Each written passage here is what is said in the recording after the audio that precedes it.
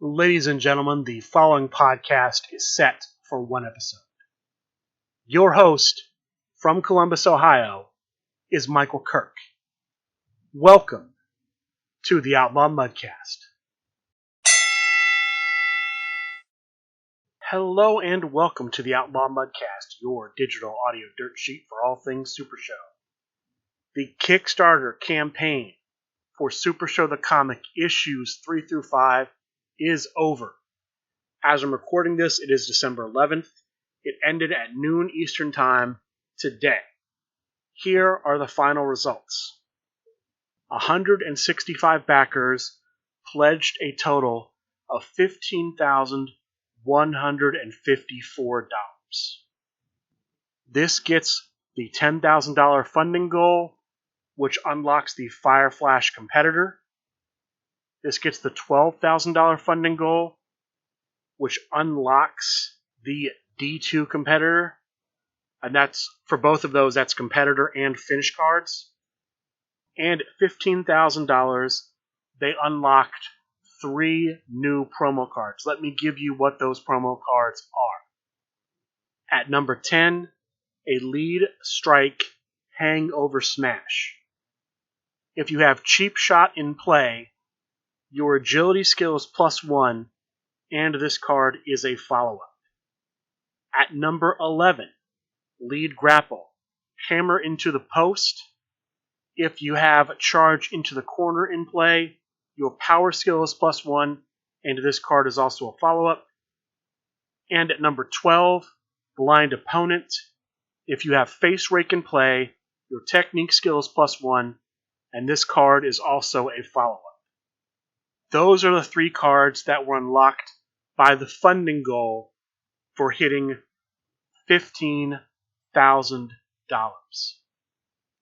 Now, within the last 24 hours of the campaign, they made a few add-ons available. So, when you pledged, after you made your pledge, you had the option to go in and add up to 5 things.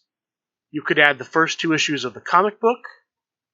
You could add an El Superhombre vs. Snake Pit box set. You could add a Steel Cage box set. This was the box set with the Brian Cage competitor set in it. You could add the Tornado Tag Team that was supposed to be the funding reward if we hit the $20,000 funding goal.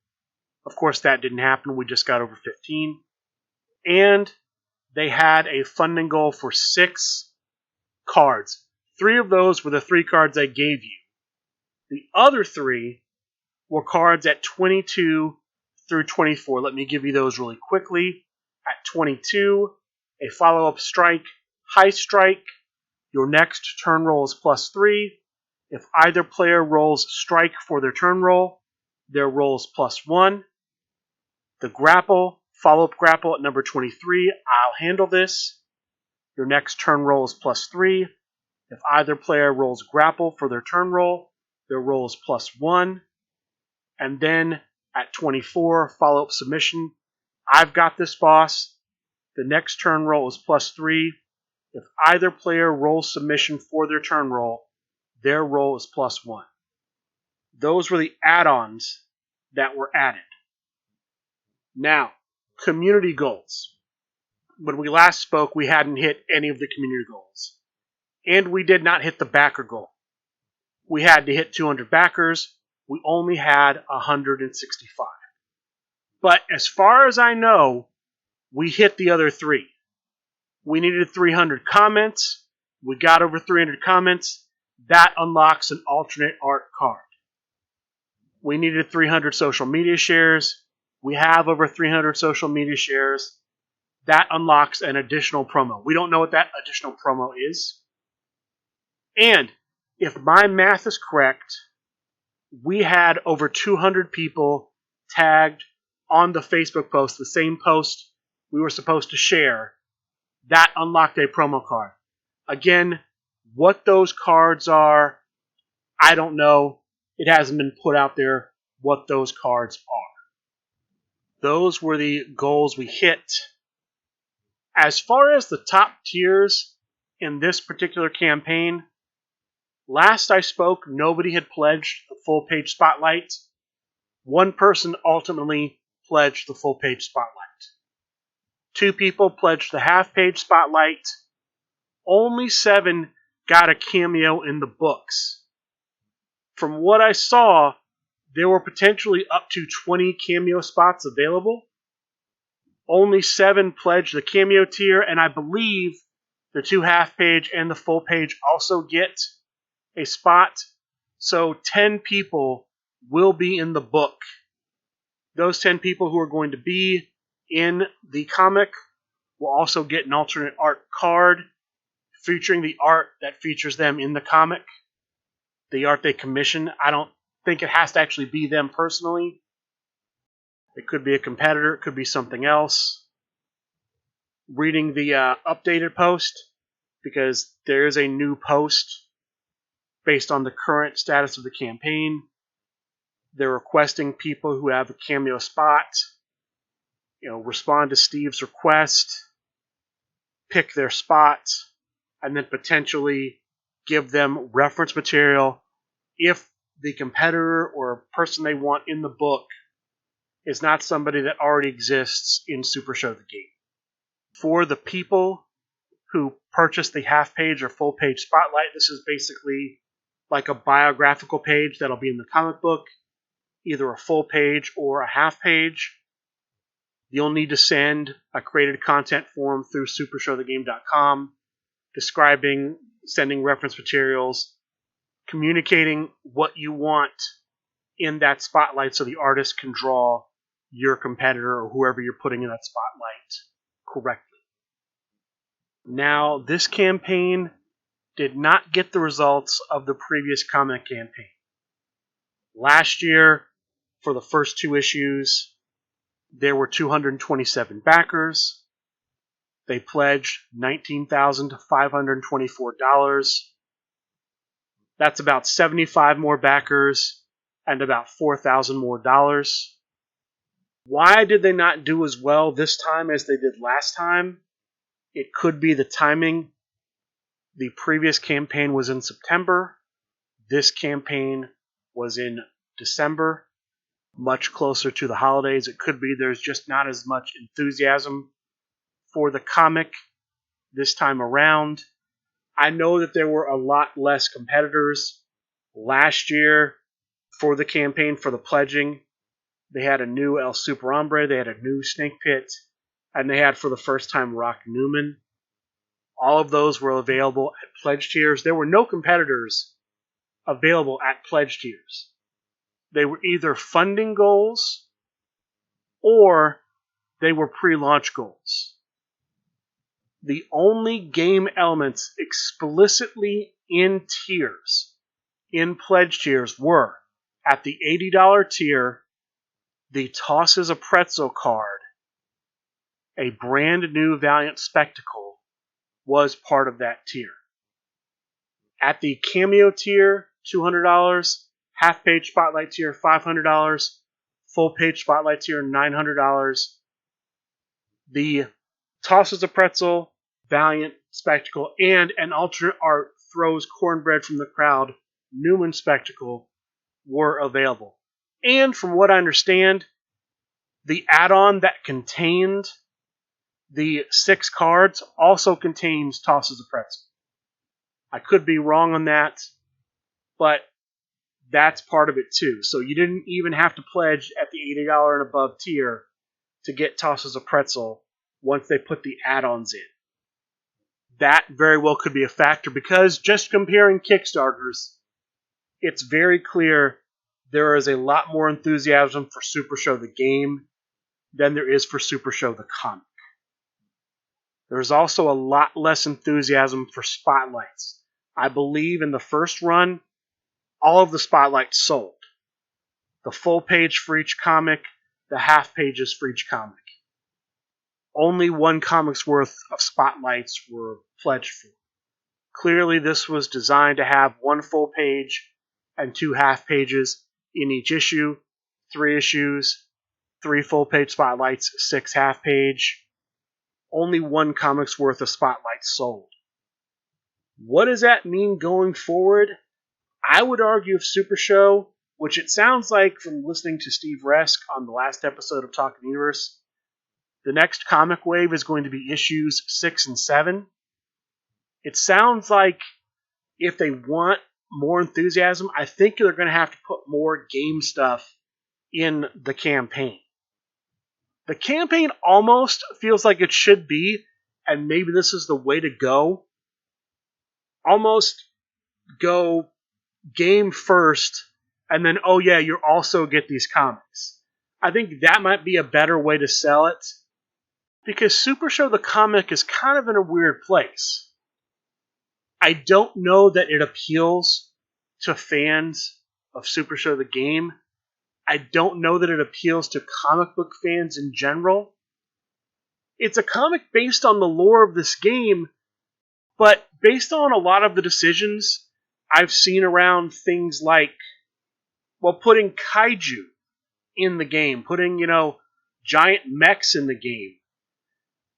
It's almost like they don't care about lore, so they'll put all kinds of, time warp, weird things in the game, but yet they're trying to sell you a comic based on the lore of the LFF going from an underground wrestling promotion to being a major wrestling promotion that sells out stadiums.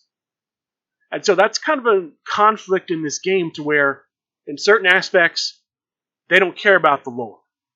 If you want to throw, time warp, if you want to have, 8-bit characters and chibis and, kaiju and giant robots and things like that, and you're making the decision not to put that in Ikuzo, not to put that in the fantasy and science fiction universe you've created for these rules, you're saying, no, we're putting these elements specifically in Supershow the Game. So we have this kind of break in the lore where it's supposed to be this grounded professional wrestling universe, but then we're going to bring these fantastical elements into it. With the idea that, well, nobody really cares about the lore anyway, but then you're selling a comic that's based on the lore. So where's that disconnect? Either the lore is something people should care about because you want them to buy comics based on the lore, or the lore doesn't matter, in which case, how do you expect the comics to sell? How do you expect people to buy in to what you're positioning? Those are just my thoughts, but that's the Supershow the Comic campaign. It hit $15,000. At one point, it looked like it wouldn't even hit $12,000. It had hit $12,000, then it dropped, then it came back up. I think the add-ons helped. That last day, it went from around 12 to 13,000 to over 15. So there was definitely a nice surge in the last 24 hours to go from hovering around 12 to going over 15. But that's where we are with the comic. From what I've heard, the target date to release the Kickstarter is around June. So maybe people will be picking it up at Origins. We'll see.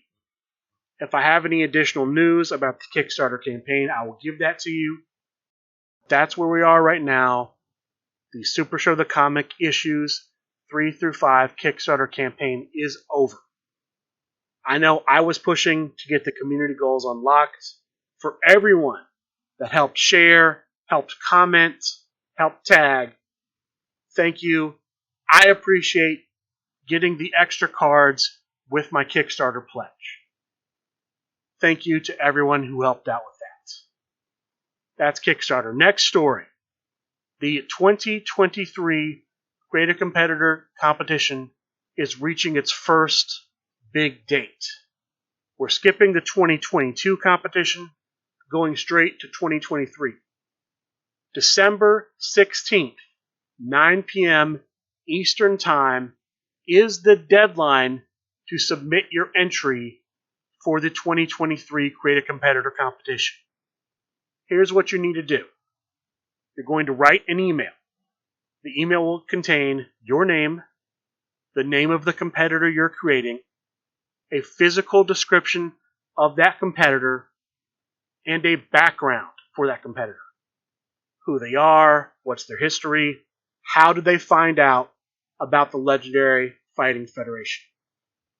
You will email that to stuman9@hotmail.com. STUMAN, the digit 9, at hotmail.com. That's Patrick Mulligan's email address. When you are submitting your description, be as descriptive as possible. Consider sending in photos. The more reference they have, the better.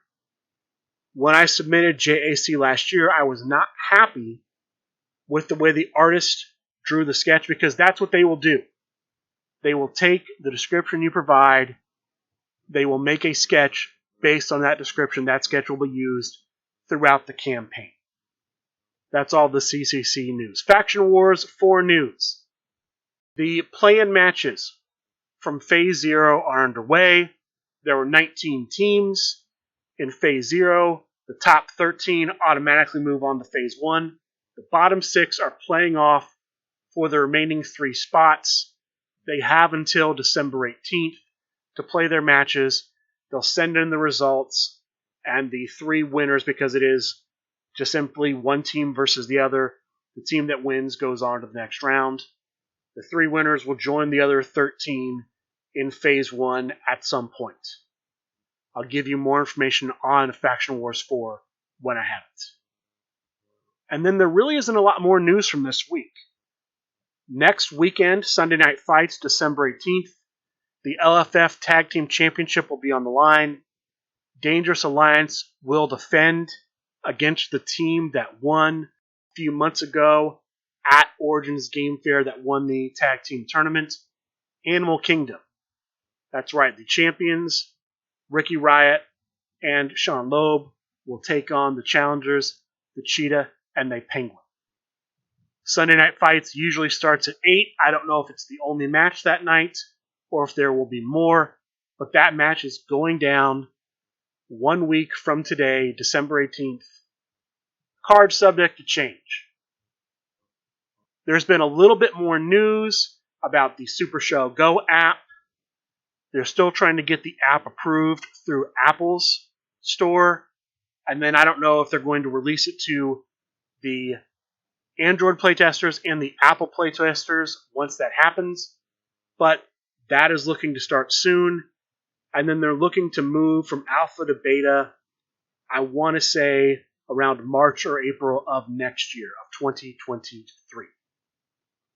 And then finally, before I get into the tournaments and play from this past week, the online things, on last episode of Talk of Universe, Steve talked a bit about the next game that SRG Universe is putting out. It is Scallywager. It is a pirate-themed game based on the game Liar's Dice. They've demoed it a few times. They're going to be demoing it at Captain Con, perhaps maybe even running an event using Scallywager at Captain Con. But if you're curious about that, check out the most recent episode of Talk of the Universe. And with that, let's talk about the online tournaments and a couple in-person tournaments that took place over this past week. We'll start off with Monday night consigliere fights. There were 16 players in Monday night's tournament. They started off in group stages. 4 groups, 4 players per group, so each person played the other 3 members of their group. The top 2 from each group advanced into the top cut. So they cut to a top 8. In that opening round of the top 8, the quarterfinal round, all of the matches are sticks, stairs, and chairs matches. In the next round, the semifinal round, they're all TLC matches, tables, ladders, and chains. And then the finals match, and I believe the third place match as well, are played under the main event stipulation. The top 4 Monday night are, in 4th place, playing as King Carcosa, Bobby, Mother Lovin', Ohio. In 3rd place, playing as the rogue Anthony Gangone, Matty Drip Drip himself, Matt Barone. The finalists were Stephen Owen as El Lama and Masquerada Senor, and Chris Pate as Theo the Greek Neo, with the winner, Chris Pate as Theo the Greek Neo. Congratulations to Chris Pate for winning Monday Night Consigliere Fights. The next tournament online for this week is Chibi's Thursday Night Fights. Specifically, he's calling this edition the Seasons Beatings TLC edition. There are only 12 players in this tournament. The opening rounds are group stages, 2 groups, 6 players per group. Each person plays the other 5 players in their group. Top 3 records per group advance into the top cut. So it's a top cut of 6 players. In the opening round of the top cut, they use 3 different stipulations for each of the opening matches. So the 6 players face off. We have Alec Ventresca as Kenny Omega versus Drew Madsen as Will Ospreay in a tables match. We have John Pulverino versus, I believe, the Harm City Hitman, Andrew Mecki. I'm not 100% on that. In a ladder match, Press 1P as Mark F. and Perry, Andrew as Mr. Ray, the magnificent Mr. Ray. And we have a Beast Unchained match, Chris Pate as Big Bad Bobby D versus Matt Barone as Ruby Renegade. Drew Madsen as Will Ospreay faces and defeated Alec Ventresca in the tables match. John Pulverino won the ladder match, and Chris Pate won the Beast Unchained match. The 3 of them face off in a tables, ladders, and chains triad match. The winner getting the pinfall against Drew Madsen, the player of the era, John Pulverino. Congratulations to Press 1P for winning Seasons Beatings TLC edition. Friday night, the SRG BOSS himself, Steve Resk, hosts a pop-up tournament. There are 16 players in this tournament. It starts off group stages, 4 groups, 4 players per group. Each person in the group plays the other 3. Top 2 records advance into the top cut. This gives us a top cut of 8. So in that opening round of the top cut, the quarterfinal round, all of the matches are played using the steel chain stipulation. In the semifinal round, all of the matches are played using the tables match, and after the first successful breakout, if there is one, the crowd meter jumps to crowd meter 2. So it goes from crowd meter 0 immediately to crowd meter 2, and then I presume that it proceeds normally. The finals match, and there is no third place match here, the finals match is a ladder match that starts at crowd meter 2. Our top 4 are the 2 semifinalists, so tied for 4th, the GOAT Brock Smith as Joey Janela, and Alec Ventresca as Jay White. The finalists are Brian Wait For It Schmidt, playing as the original version of Brian Cage, and Ken Fouché, playing as Foxworthy, with the winner in the ladder match, Ken Fouché. Congratulations to Ken Fouché for winning the Friday Night Boss Pop-Up Tournament. That brings us to Saturday night's Big Veterans Tournament. This tournament is for a shot at the Veterans Belt. It was not limited to veterans only. It was open to anybody, but the veteran that went the deepest in the tournament would get a shot. He would be one of the contenders in the inaugural Veterans Championship match. The first contender was determined by the previous tournament. That was Everett Stevens, formerly known as EV Fresh. I believe now he is the Star Maker Everett Stevens. So let's go through what happened in this tournament. There were 21 players in this Veterans Contender Tournament. 3 groups of 5, 1 group of 6. Everyone in the group plays the other players. The top 2 from each group advanced into the top cut. Now, I do not know from the information I have if there were stipulations in the top cut.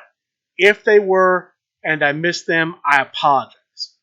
But here are the results. It's single elimination, quarterfinal to semifinal to final.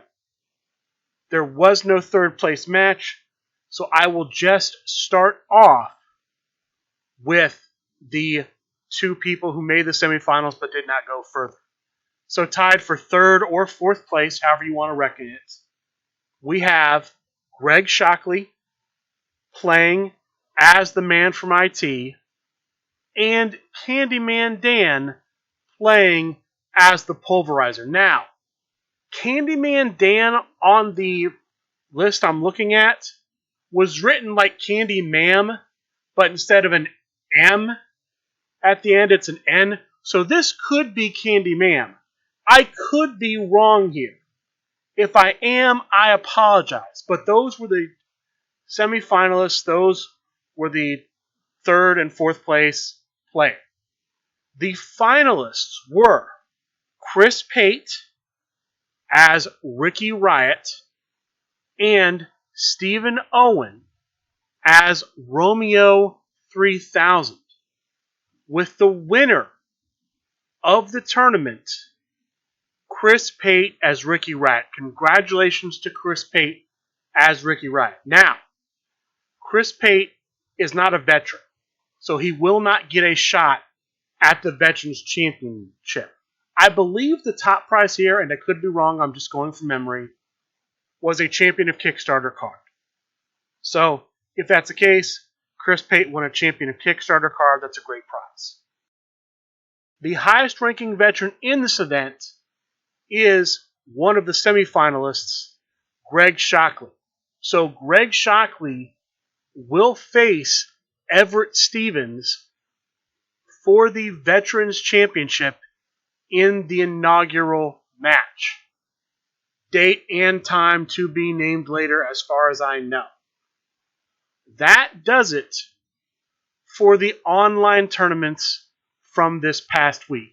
Now, there were a couple of tournaments I saw when I was researching the online tournaments.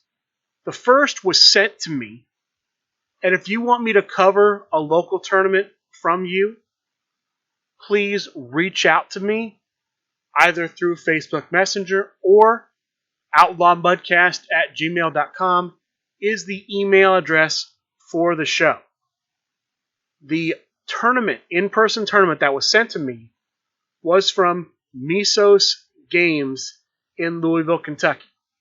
Not a very big tournament, only 6 players, 3 rounds of Swiss.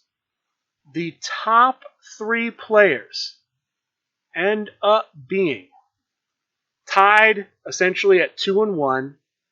We have Greg Shockley as the Silver Marvel and Colton Janikowski as Captain CJ Sparrow. They went 2-1.